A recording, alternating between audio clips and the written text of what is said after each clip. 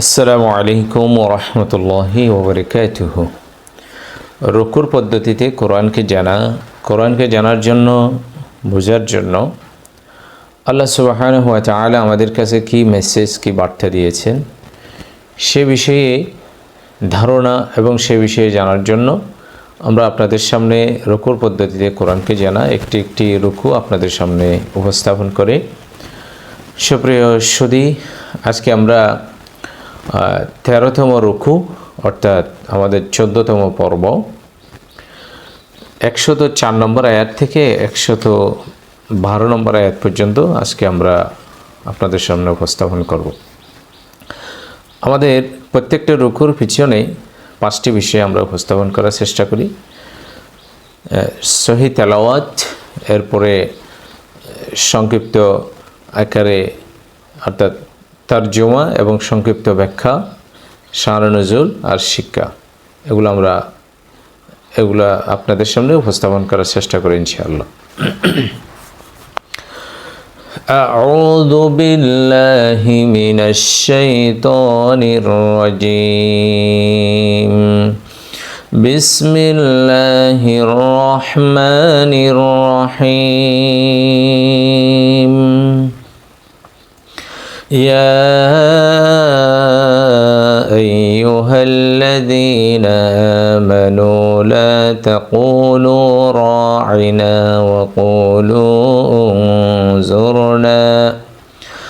وقولوا انظرنا واسمعوا وللكافرين عذاب أليم. ما يود الذين كفروا من أهل الكتاب ولا المشركين أن ينزل عليكم من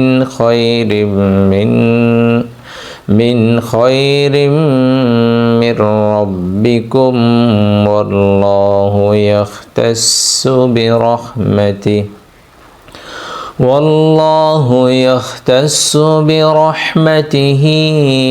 من يشاء والله ذو الفضل العظيم. ما ننسخ من آيات أو ننسخها نأت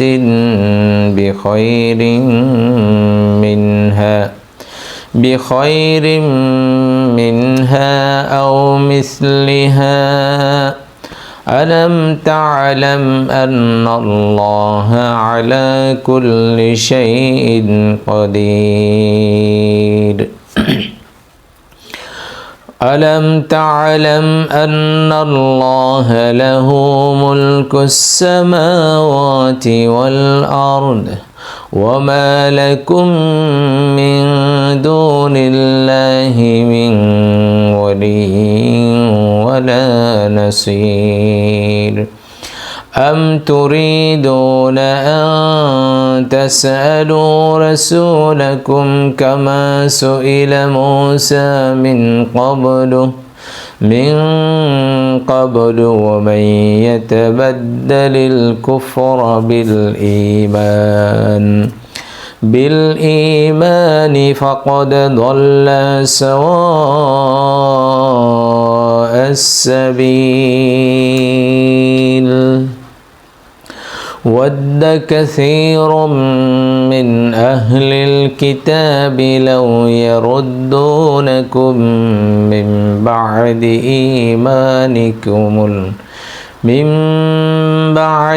إيمانكم كفارا حسدا من عند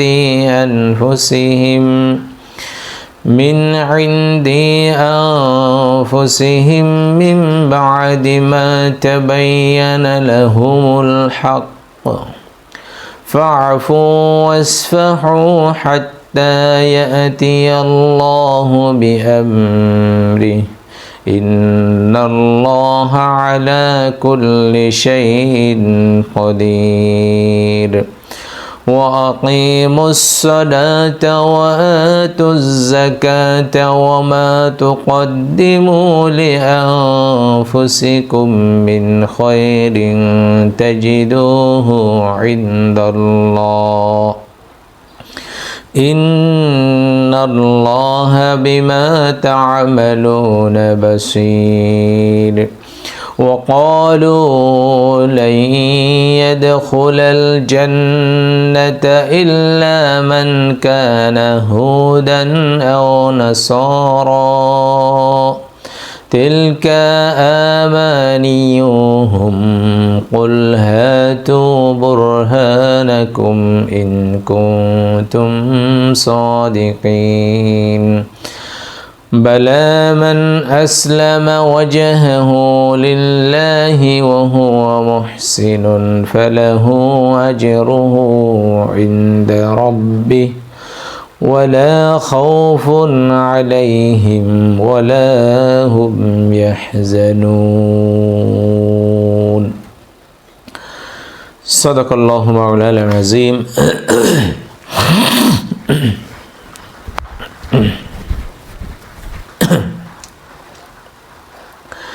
সম্মানিত সুধীবৃন্দ, আমরা সূরা বাকারার 13 নম্বর রুকু অর্থাৎ আজকে আমাদের 14 নম্বর পর্ব 104 নম্বর আয়াত থেকে 112 নম্বর আয়াত পর্যন্ত আপনাদের সামনে তেলাওয়াত করেছি। এই পর্যায়ে আমরা একটু শানে নজুল সম্পর্কে বলবো।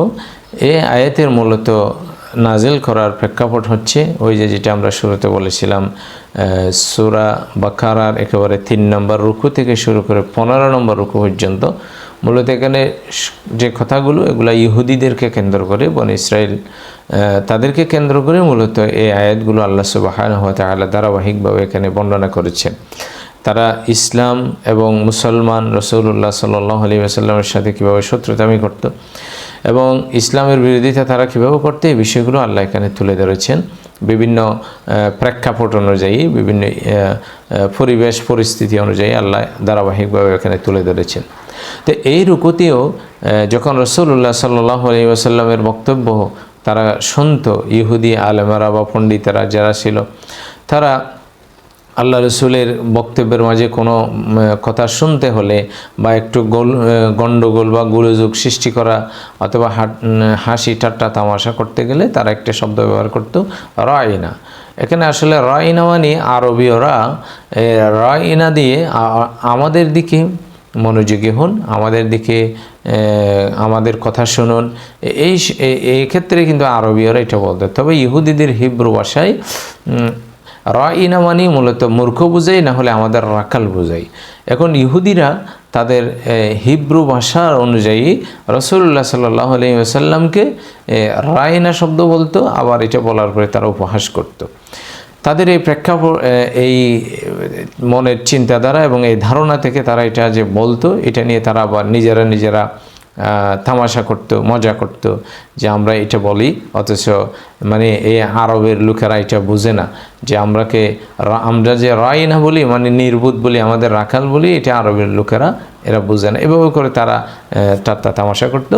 সেই পরিপ্রেক্ষিতে আল্লাহ সুবহানাহু ওয়া তাআলা মুসলমানদেরকে রাইনা বলা থেকে নিষেধ করে এবং উনজুরনা, আপনি আমাদের দিকে লক্ষ্য করুন বা আমাদের দিকে তাকান, এই শব্দটা ব্যবহার করে এই রুকুটি নাজিল করা হয়েছে। এবং এখানে তাদের যে মানে পথভ্রষ্টতা এবং তাদের যে আরও আচরণ, এগুলো সম্পর্কে আল্লাহ সুবহানাহু ওয়া তাআলা এই রুকুতে বলেছে। তাহলে আমরা একটু সংক্ষিপ্ত তর্জমা এবং সংক্ষিপ্ত ব্যাখ্যা দিকে যাই। يا أيها الذين آمنوا لا تقولوا راعنا وقولوا انظرنا واسمعوا وللكافرين عذاب أليم। হে ইমানদারগণ, তোমরা রাইনা বলো না এবং অনজুরনা বলো এবং মনোযোগ সহকারে কথা শোনো, ওই কাফেররা তোমার মর্মান্তিক শাস্তি লাভের উপযুক্ত। তার মানে কাফেররা ইমানদারদেরকে আল্লাহ বলতেছে, হে ইমানদারগণ, তোমরা রাইনা শব্দটা বলবে না, অনজুরনা বলো এবং রাসূলুল্লাহ সাল্লাল্লাহু আলাইহি ওয়াসাল্লাম কী বলে এটা মনোযোগ সহকারে শুনবা। আর ওই কাফেরেরা যারা এই শব্দটি ব্যবহার করতেছে এবং উপহাস করতেছে, তাদেরকে যন্ত্রণাদায়ক শাস্তির বিষয়ে, যে কাফেরদের জন্য যেটা আমি প্রস্তুত রেখেছি সে বিষয়ে এটাই তাদের লাভ করার উপযুক্ত, তারা এটা বুক করবে। ما يود الذين كفروا من أهل الكتاب ولا المشركين أن ينزل عليكم من خير من ربكم والله يختص برحمته من يشاء والله ذو الفضل العظيم। আহলে কিতাব বা মুশরিকদের মধ্যে থেকে যারা সত্যের দাওয়াত গ্রহণে অস্বীকৃতি জানিয়েছে, তারা কখনো তোমাদের রবের পক্ষ থেকে তোমাদের উপর কোনো কল্যাণ নাজিল হওয়া পছন্দ করে না, কিন্তু আল্লাহ যাকে চান নিজের রহমত দানের জন্য বাছাই করে নেন এবং তিনি বড়ই অনুগ্রহশীল। ওই কাফেরদের ভিতর থেকে রাসূলুল্লাহ সাল্লাল্লাহু আলাইহি ওয়াসাল্লামের উপর এবং ইমানদারদের জন্য আল্লাহর পক্ষ থেকে যখন কোনো রহমত বা কোনো দয়া অথবা কোনো দয়ার কোনো বাণী যখন আসতো, এটা আহলে কিতাব ইহুদি এবং মুশরিকদের এটা কিন্তু তারা কখনো পছন্দ করতো না এবং তারা এগুলোকে অস্বীকৃতি জানাতো। এবং মুসলমানদের এই কল্যাণগুলো তাদের যখন পছন্দ হতো না, তারা বিভিন্ন ধরনের মন্তব্য, বিভিন্ন কথা মুসলমানদেরকে বলতো এবং তারা এগুলো নিয়ে বিভ্রান্ত ছড়ানোর চেষ্টা করতো। মা নানসাখ মিন আয়াতিন আও নুনসিহা ما ننسخ من آيات أو ننسها نات بخير منها أو مثلها ألم تعلم أن الله على كل شيء قدير। আমি যে আয়াতকে মানসুখ করি বা বলিয়ে দেয় তার জায়গায় আনিয়ে তার চাইতে উত্তম অথবা কমপক্ষে ঠিক তেমনই তুমি কি জানো না আল্লাহ সব জিনিসের উপরে ক্ষমতাশীল। অর্থাৎ এখানে এই আয়াত দিয়ে বোঝায় আল্লাহ সুবহানাহু ওয়া তাআলা যখন কোনো আয়াত রহিত করে দেয় বা বিলুপ্ত করে দেয় এবং কোনো আয়াতের হুকুম যদি বিলুপ্ত করে দেয়, বা আল্লাহ সুবহানাহু ওয়া তাআলা বলতেছে আমি এর চাইতে যেটাকে আমি বিলুপ্ত করেছি তার চাইতে আরও উত্তম কাউকে, উত্তম যে কোনো আয়াত আমি নাজিল করি এবং উত্তম কথা দিয়ে আমি আরও সুন্দর আর চমৎকার কথা দিয়ে তোমাদের সামনে এগুলো আমি পেশ করি। এবং যারা এসব বিষয় খেয়াল করে না তাদেরকে প্রশ্ন করে আল্লাহ আলম তা'লাম আন্নাল্লাহা আলা কুল্লি শাইইন কাদির, তারা কি মনে করে না আল্লাহ সুবহানাহু ওয়া তাআলা সব বিষয়ে ক্ষমতাশালী। আলম তা'লাম আন্নাল্লাহা লাহু মুলকুস সামাওয়াতি ওয়াল আরদি ওয়া মা লাকুম মিন দুনিল্লাহি মিন ওয়ালিয়্যিন ওয়ালা নাসীর। তুমি কি জানো না পৃথিবী ও আকাশ রাজে শাসন কর্তৃত্ব একমাত্র আল্লাহর, আর তিনি ছাড়া তোমাদের আর কোনো পৃষ্ঠপোষক সাহায্যকারী নেই। আল্লাহ এবার প্রশ্ন করে বলতেছে যে তুমি কি জানো না, যে অর্থাৎ এখানে মূলত যিনি এই বিভ্রান্ত ছড়ায় তাকে জানানো হচ্ছে এবং যারা জানতেছে সত্য অনুসন্ধানে যারা আছে তাদেরকেও জানাচ্ছে এবং তাদের মাধ্যমে গোটা পৃথিবীবাসীকেও জানাচ্ছে। আল্লাহ সুবহানাহু ওয়া তাআলা বলতেছে আকাশ এবং জমিনের যা আল্লাহর যে যত মাখলুকাত আছে, যা কিছু সৃষ্টি আছে, এগুলো তো সব কিছুর মালিক তো তিনি সৃষ্টি করেছেন। এবং এখানে তোমরা আল্লাহকে বাদ দিয়ে এবং তিনি ছাড়া যে এগুলা রিজিক দাতা, পালন কর্তা, এগুলাকে সঠিকভাবে পরিচালনা করা, এটা তো আল্লাহরই হুকুমে চলতেছে এবং এখানে মানুষের কোনো হাত নেই। আচ্ছা, সমস্ত পৃথিবীর মানুষেরা কি চিন্তা করে একটা ধরেন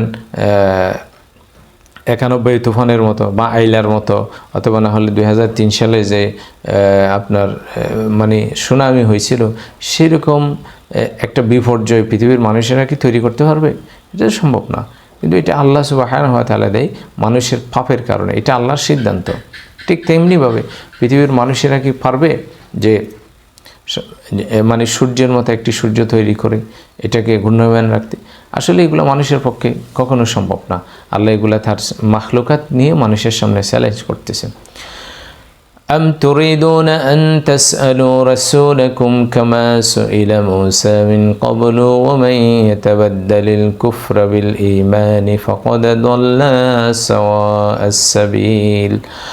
তাহলে তোমরা কি তোমাদের রাসূলের কাছে সেই ধরনের প্রশ্ন দাবি করতে চাও যেমনটি এর আগে মূসার কাছে করা হয়েছিল? অথচ যে ব্যক্তি ঈমানে আচরণ বা কুফরি আচরণে পরিবর্তিত করেছে, সেই সত্য সঠিক পথ থেকে বিচ্যুত হয়েছে। এবার রাসূল সাল্লাল্লাহু আলাইহি ওয়াসাল্লামের কাছে যাতে এ ধরনের প্রশ্ন না করে, যেগুলো আল্লাহ সুবহানাহু ওয়া তাআলা আর নির্দেশে, আল্লাহর ক্ষমতায় এবং আল্লাহর নির্দেশে, আল্লাহর হুকুমে চলে, সেই জাতীয় কিছু বিষয় মুসলমানদের ভিতর থেকে কাফেরদের ওই সমস্ত কথায় বিভ্রান্ত হয়ে অনেকে আল্লাহ রসুলের কাছে যখন প্রশ্ন করা শুরু করতেছিল এবং অনেকের মনের মধ্যে এটা আসছে, তখন ওই ইহুদিদের প্ররোচনায় পড়ে এ সমস্ত কথা যখন মুসলমানদের মনের মধ্যে আসতো, তখন আল্লাহ সুবহানাহু ওয়া তাআলা এই জন্য বলতেছে যে ইহুদিরা যেভাবে, এই আহলে কিতাবীরা যেভাবে মূসা আলাইহিস সালাতু ওয়াস সালামকে প্রশ্নগুলা করতো, তোমরা কি তাদের মতো হয়ে তোমরা কি সেভাবে প্রশ্ন করতে চাচ্ছ? এবং তারা তাদের নবীর সাথে, ইহুদিরা তারা তাদের নবীর সাথে যে আচরণ করতো, তোমরাও কি সে আচরণ করতে চাচ্ছ রাসূলুল্লাহ ইসলামের সাথে? তাহলে অবশ্যই জেনে রাখো, তোমরা সঠিক পথ থেকে, সত্য পথ থেকে বিচ্যুত হয়ে যাবে। এখানে তোমাদেরকে হেফাজত করার, রক্ষা করার বা হেদায়েত দান করার মতো কেউ থাকবে না। وَدَّ كَثِيرٌ مِّنْ أَهْلِ الْكِتَابِ لَوْ يَرُدُّونَكُم مِّن بَعْدِ إِيمَانِكُمْ كُفَّارًا حَسَدًا مِّنْ عِندِ أَنفُسِهِم مِّن بَعْدِ مَا تَبَيَّنَ لَهُمُ الْحَقُّ فَاعْفُوا وَاصْفَحُوا حَتَّى يأتي الله بأمره إن الله على كل شيء قدير। আহলে কিতাবীদের অধিকাংশ লোক তোমাদেরকে যে কোনোভাবে হোক ঈমান থেকে আবার কুফরের দিকে ফিরিয়ে নিতে চায়, যদিও হক তাদের কাছে প্রকাশ করা হয়ে গেছে, তবুও নিজেদের হিংসাত্মক মনোবৃত্তির কারণে তোমাদের বেলায় এটি তাদের কামনা। এই জবাবে তোমরা ক্ষমা ও উপেক্ষার নীতি অবলম্বন করো, যতক্ষণ না আল্লাহ নিজেই এর কোনো ফয়সালা করে দেন, নিশ্চিত থাকো যে আল্লাহ সব কিছুর উপর ক্ষমতাশালী।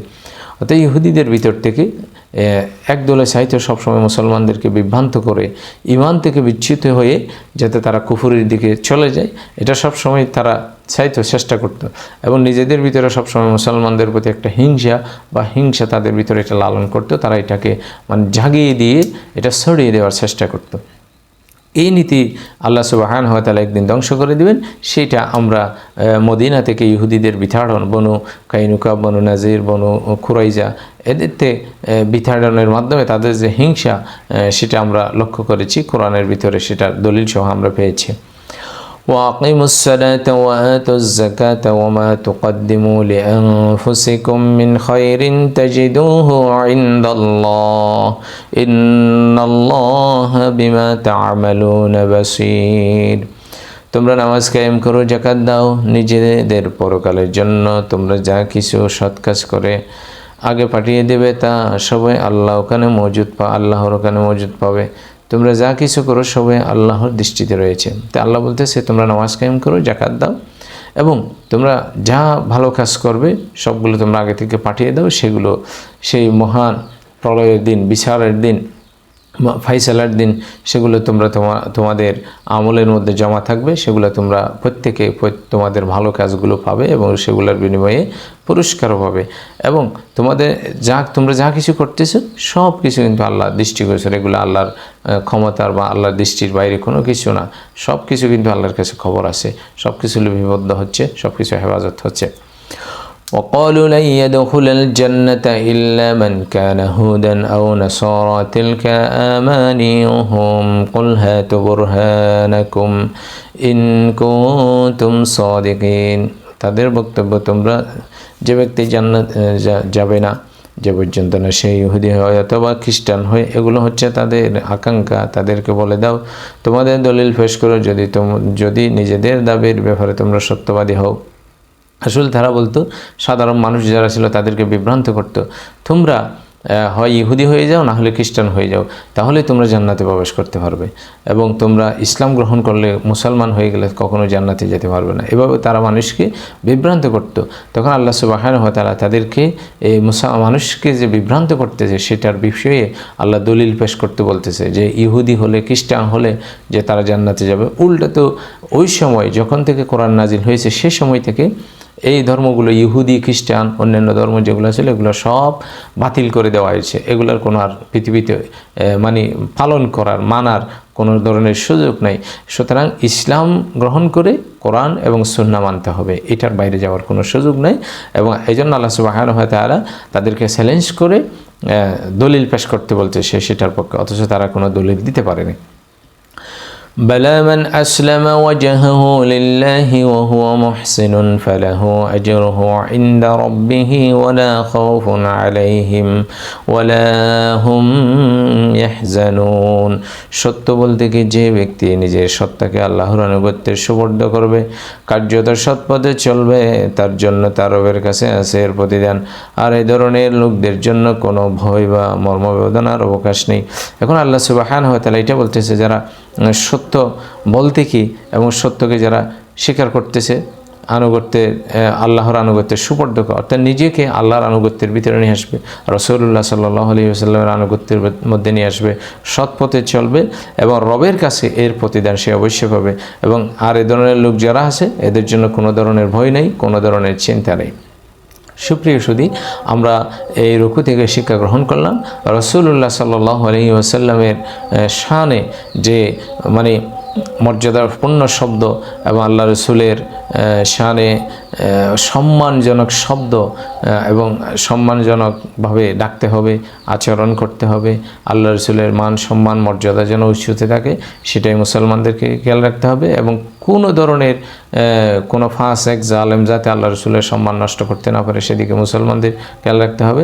এবং যে সমস্ত ইহুদি নাসারা খ্রিস্টান তাগুত মুশরিক ফাসেক জালেম কাফের এরা যে মুসলমানদেরকে বিভ্রান্ত করে সেখান থেকে মুসলমানদেরকে হেফাজত করতে হবে এবং মুসলমানদেরকে নিজেদেরকে প্রত্যেকে নিজেদের জায়গা থেকে এই সমস্ত ষড়যন্ত্র থেকে হেফাজত করতে হবে। আজকে এই পর্যন্ত, আমরা সবাই ভালো থাকি। আসসালামু আলাইকুম ওয়া রাহমাতুল্লাহি ওয়া বারাকাতুহু।